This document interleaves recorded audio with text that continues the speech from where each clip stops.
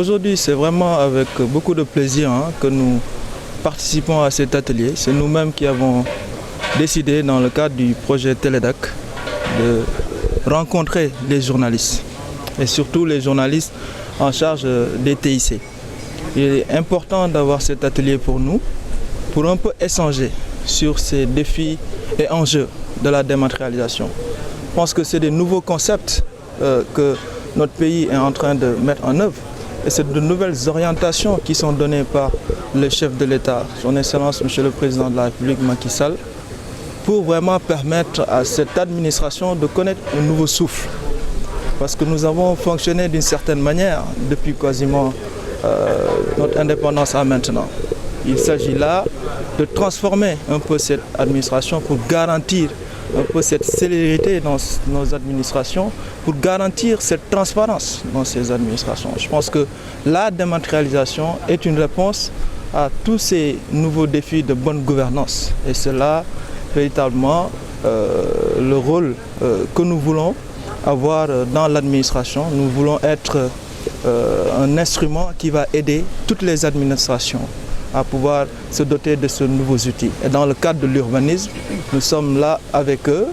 Nous avons travaillé dans le cadre du projet Télédac depuis près de 2 ans, où nous avons permis de dématérialiser le permis de construire dans la région de Dakar. Comme l'a rappelé tout à l'heure le directeur de l'urbanisme, la majeure partie, en tout cas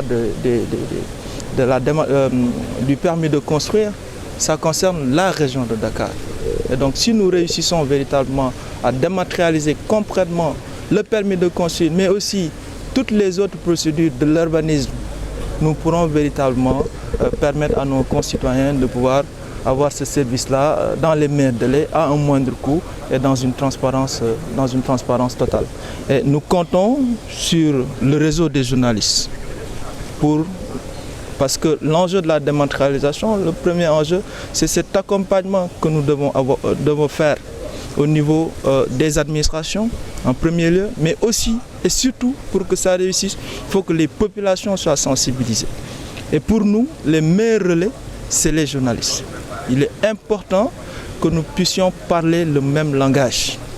Et c'est là le sens de cet atelier. Et nous remercions vivement le président du réseau TIC.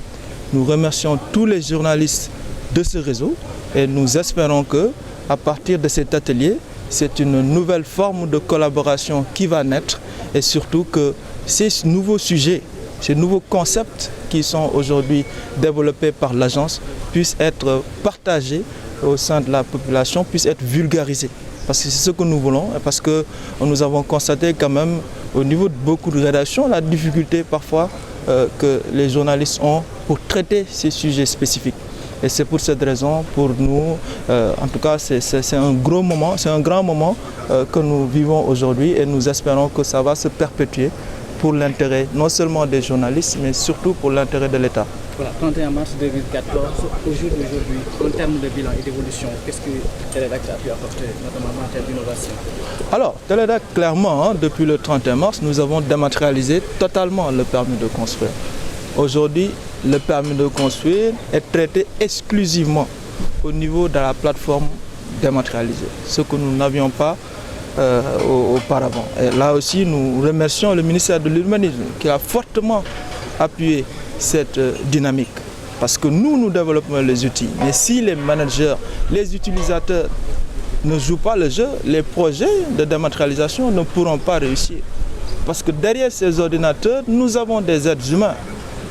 Et donc, si le comportement aussi ne s'y est pas, forcément, c'est des projets qui ne vont pas réussir. Mais aujourd'hui, véritablement, nous avons quand même le soutien du ministère de l'Urbanisme, en l'occurrence avec le directeur de l'Urbanisme, véritablement pour pousser les équipes qui travaillent au niveau de cette plateforme, de véritablement jouer chacun son rôle, mais aussi nous n'hésiterons pas de dénoncer ceux-là qui ne jouent pas réellement leur rôle.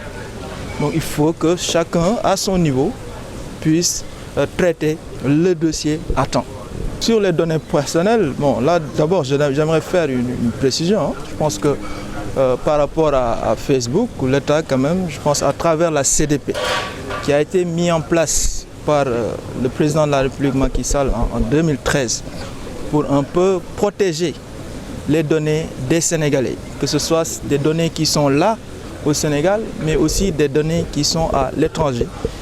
Je pense qu'il y a un régime de déclaration qui est établi au Sénégal et les données, telles qu'elles soient, doivent faire l'objet de déclaration.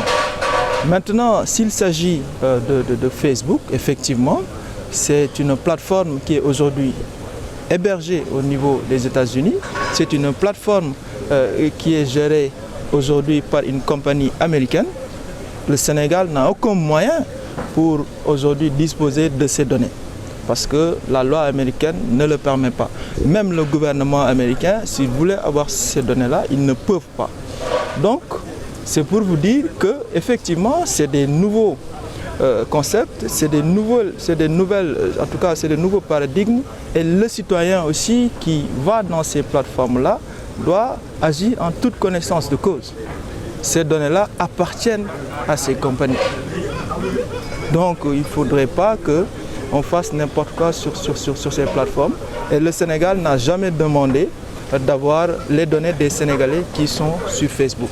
Là aussi, c'était pour un peu donner les clarifications par rapport à tout ça.